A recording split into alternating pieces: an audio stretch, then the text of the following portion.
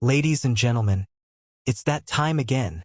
We're diving into all the latest breaking news about Tesla stock, including options activity and various statistical data. Most importantly, I'll share how I am positioning myself with Tesla, whether I'm worried, bullish, or neutral. I'll let you know my thoughts. First and foremost, let's start with some news. Over 1 million people attended yesterday's Celtics NBA championship parade in Boston. Tesla showcased a cybertruck outside their store along the parade route. If the cybertruck wasn't already popular enough, Google Trends data shows it's the most searched Tesla product in the last 12 months. This is truly impressive, considering the Model Y was the top-selling vehicle last year and is likely to retain that title this year as well. That's another million eyeballs on the cybertruck, potentially boosting demand for Tesla. Additionally, Google Trends data for the cybertruck is increasing, moving up to 74 from 73 in the last report. In contrast, the Model Y is ticking down from 30 to 28. Now, let's take a look at the Model 3, ramping up recently from 21 to 27. The Model S and Model X are also moving up 1 point each, with the Model S now at 12 and the Model X at 10. Most notably, the Model 3 has seen significant interest, bolstered by Tesla's ongoing low-interest rate offer on the Model 3, which is boosting overall demand for Tesla products. If you think Tesla's demand might taper off, just imagine what will happen when interest rates return to more reasonable levels. Tesla's demand is likely to skyrocket. I discussed this in videos a month or two ago, predicting that when the Fed eventually cuts rates meaningfully, likely in response to a recession, Tesla's deliveries and stock could soar. Even if the Fed cuts rates to around 2% or potentially to 0% during a recession, the subsequent recovery period could be incredibly fruitful for Tesla and its investors. Moreover, the next significant market downturn might present one of the last great buying opportunities for Tesla stock.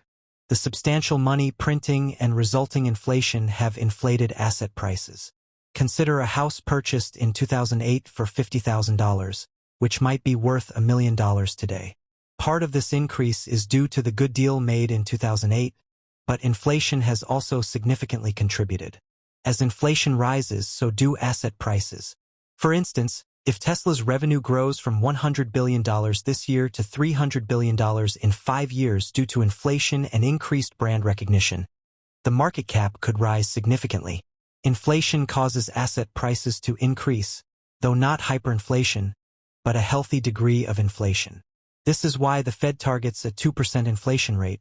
It helps the federal government pay off debt more easily. Just like with a fixed-price asset, if the government borrowed $50,000 back in 1970, or $50 million, for example. That was a significant amount of money then, but now $50 million seems like nothing. We can spend that in 10 minutes. In other news, Ford announced they are 2 years away from offering technology that allows drivers to take their eyes off the road and hands off the wheel, according to CEO Jim Farley. This doesn't sound impressive compared to Dan Ives's expectation of robotaxis within the next 12 to 18 months. If Tesla can offer robotaxis soon, while Ford is just reaching basic FSD, full self-driving, capability, Ford is significantly behind and may struggle to catch up. I believe Ford might be one of the first automakers to partner with Tesla for FSD. Jim Farley and Elon Musk have a cordial relationship, often speaking highly of each other, and both companies have never gone bankrupt, making Ford a logical partner for Tesla.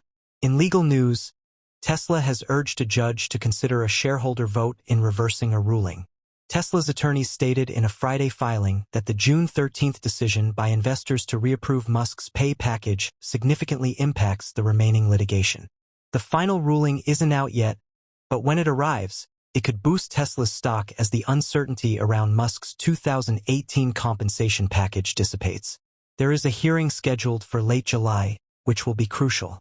It seems unlikely the judge will dismiss Musk's compensation package, given the transparency and public disclosure involved. If the judge does reject it, the case will likely move to the Delaware Supreme Court, a state known for favoring minority shareholders.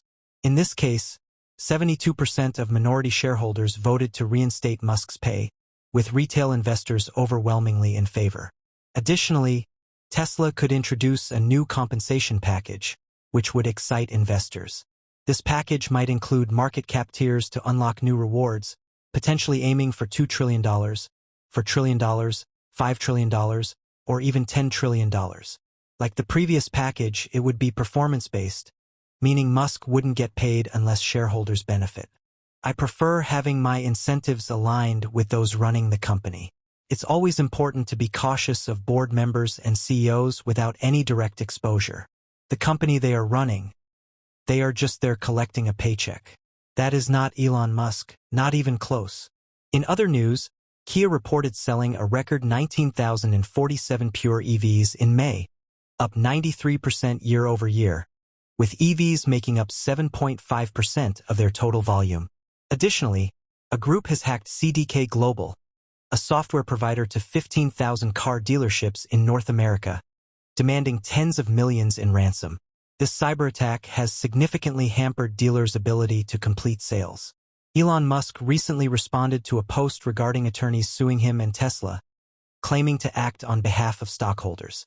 He argued that the stockholders have already shown support for his compensation package twice, and the lawyers are only seeking to collect billions in fees at the expense of the stockholders. Musk highlighted that these lawsuits have imposed hundreds of millions in litigation costs on Tesla, to the shareholders' detriment. He described class action lawsuits as a perversion of the American justice system, particularly in this case. Musk assured that Tesla and he will be fine, even if it takes a year to resolve. If necessary, Tesla will redo the vote in Texas.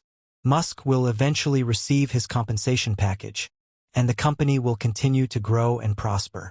However, he warned that Delaware's economy could suffer massively as corporations flee the state due to its lack of support for founders, corporations, boards, executives, and shareholders.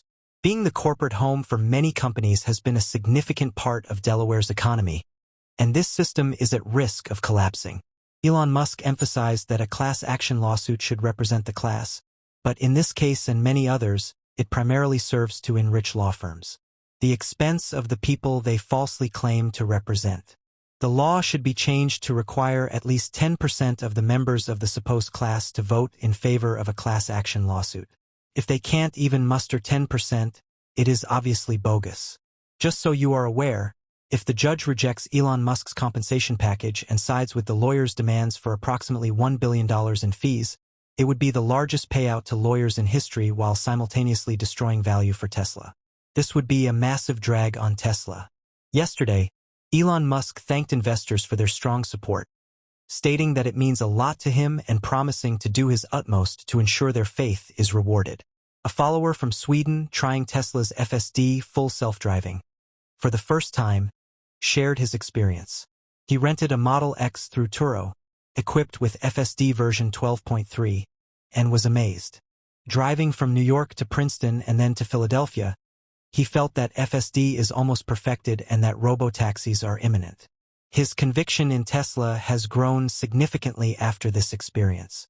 On Friday, option activity for Tesla was very positive, with 10 different orders totaling $2.36 million, all showing a positive order value.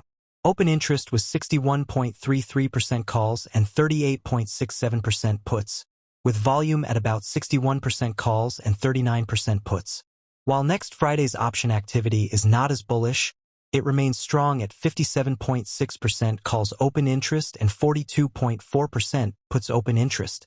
Call volume is at 62.5%, with put volume at 37.5%. Short interest remains significant, with 3.66% of the float shorted, amounting to $18.44 billion and 101.5 million shares sold short. On Friday, there was substantial activity on both sides, with 2.31 million shares covered and 2.49 million shares borrowed and sold short, resulting in a net of about 179,000 shares sold short. This activity contributed to Tesla's stock rising almost 1% on Friday.